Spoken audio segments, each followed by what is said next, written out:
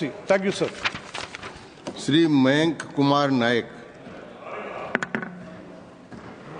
साहब धन्यवाद इस महत्वपूर्ण बिल के बारे में बोलने के लिए आज मुझे आपने मौका दिया। पहले तो मुझे कांग्रेस के मित्रों को खूब खूब धन्यवाद देना चाहता हूं कि जिन्होंने आज अन्य परिवारों के नाम लेने के बजाय माननीय सरदार पटेल जी को आज याद करके इस सहकारिता आंदोलन में जोड़ने की बात की है, तो मैं कांग्रेस के सभी मित्रों का आज आभार व्यक्त करता हूं।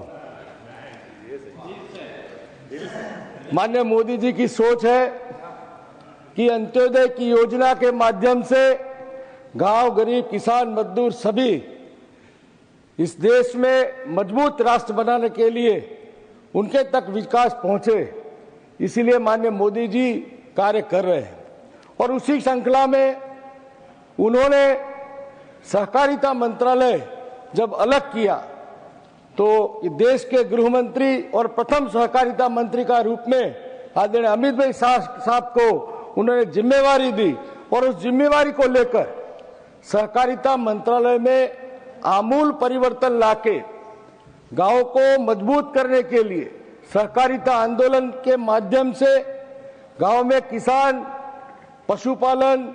और सहकारी मंडलियों के साथ जुड़े हुए किसान और खेत मजदूर इस सहकारिता आंदोलन के अच्छे परिणाम और उनकी जो आय है उसमें कैसे बढ़ोतरी हो, उस दिशा में कार्य करने के लिए पूरा मंत्रालय पिछले जब से मंत्रालय बना है तब से कार्य पे लगा है। माननीय मोदी जी के नेतृत्व में हर क्षेत्र में विकास हो रहा है और हर क्षेत्र में टेक्नोलॉजी को जोड़कर उसी क्षेत्र को कैसे बेहतर से बेहतर बनाया जाए, उसी श्रेणी में जब गुजरात के तत्कालीन मुख्यमंत्री थे तब पेट्रोलियम क्षेत्र हो तो पेट्रोलियम यूनिवर्सिटी बनाई थी, न्याय क्षेत्र के लिए लॉ यूनिवर्सिटी बनवाई थी, चिल्ड्रन यूनिवर्सिटी बनवाई थी, कामधेनु यूनिवर्सिटी बनवाई थी। इसी अलग अलग क्षेत्रों में विकास करने के लिए और टेक्नोलॉजी जोड़ने के लिए उन्होंने इस क्षेत्र में काम किया है। और इसी क्षेत्र में स्वर्गीय त्रिभुवनदास जी पटेल जी जो सहकारी क्षेत्र में नींव रखी थी इस आंदोलन को, और 1940 में जब किसानों का शोषण हो रहा था तब उन्होंने आंदोलन माननीय सरदार पटेल जी के नेतृत्व में उनकी अगुवाई में शुरू किया था। और 14 दिसंबर 1946 को खेड़ा दूध उत्पादक सहकारी संघ की स्थापना की और उसी की प्रोडक्ट अमूल की जो ब्रांड है वो न केवल भारत मगर विश्व के बाजारों में भारत के किसान की बात और किसान की प्रोडक्ट सभी जगह पहुंच गई है। 1973 में अमूल की जब 25वीं सालगिरह मनाई गई तब दुनिया देश की सबसे बड़ी सहकारी डेयरी हो चुकी थी। अमूल जो 250 लीटर दूध से शुरुआत हुई थी सहकारी डेयरी आज गुजरात में पूरे गुजरात को लेकर करोड़ों लीटर दूध आज देश में गुजरात में के माध्यम से पहुंचाया जा रहा है। कांग्रेस के शासन में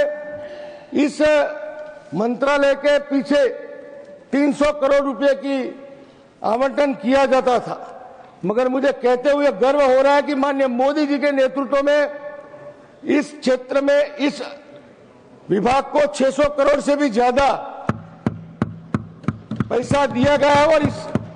सहकारिता विभाग को मजबूत करने का प्रयत्न किया जा रहा है। सहकारिता आंदोलन पूरे देश में जाए और देश के सभी किसान जुड़े लोगों को जोड़कर गांव को मजबूत करने के लिए इस यूनिवर्सिटी के माध्यम से उनको शिक्षा और नई नई टेक्नोलॉजी के माध्यम से शिक्षित करके देश को और गांव को मजबूत करने के लिए ये बिल लाया गया है। करोड़ों दूध उत्पादक किसान और खेत मजदूर की आमदनी इस बिल के माध्यम से जो नई नई टेक्नोलॉजी मिलेगी उससे लोगों की आमदनी बढ़ेगी। महिला सशक्तिकरण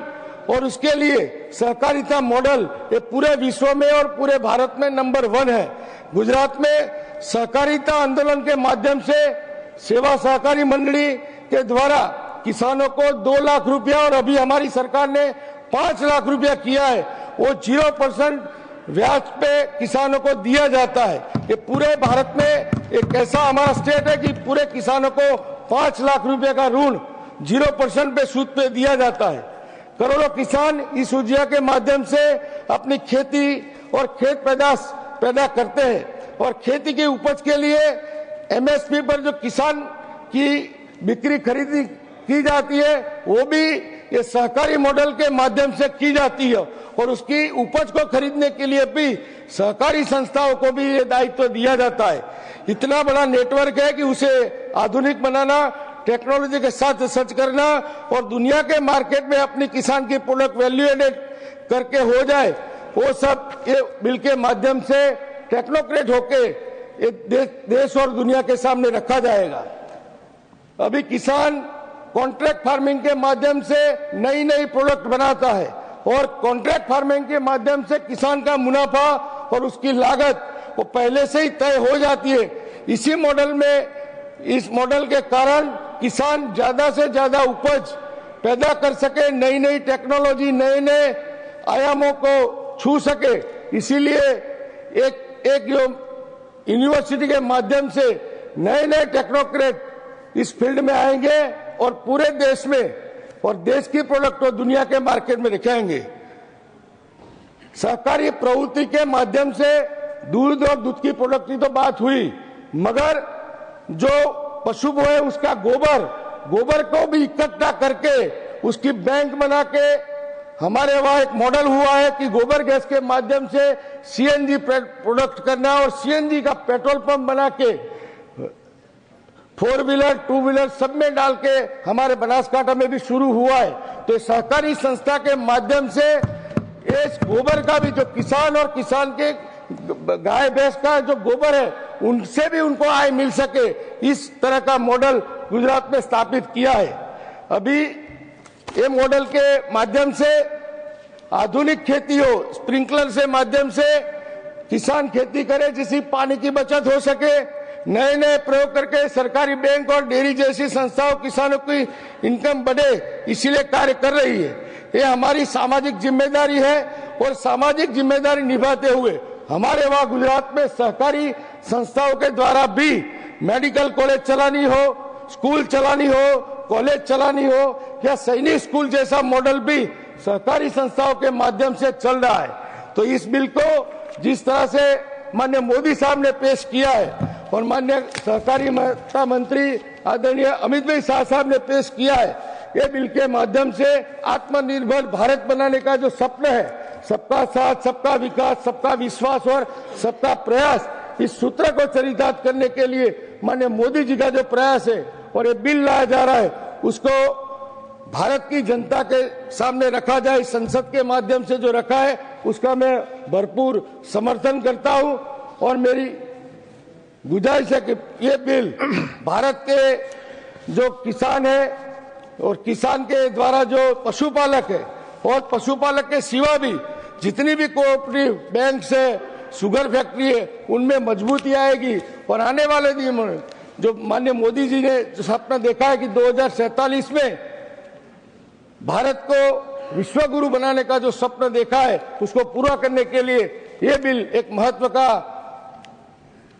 बिल होगा। इसी बात के साथ मैं बिल का भरपूर समर्थन करता हूं। धन्यवाद। धन्यवाद नायक साहब।